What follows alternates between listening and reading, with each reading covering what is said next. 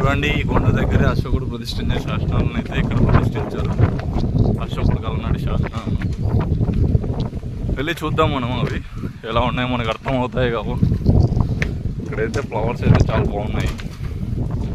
చూడండి ఇక్కడైతే బాగా గుహ మాదిరి ఉంది లోపలికి వెళ్ళడానికి. చూడొచ్చు, ఇలానే వెళ్ళొచ్చు. ఇంకా ఇక్కడైతే మన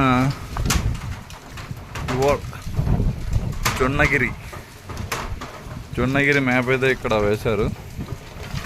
జొన్నగిరి మండలం చూడొచ్చు. మాన్సేర రాక్ ఎడిట్ ఆఫ్ అశోకన్ కాలంలో ఈ రాయి అయితే ఇక్కడ ఉంది.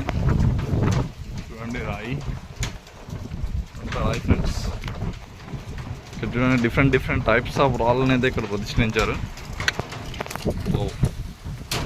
Brahmagiri rock edit.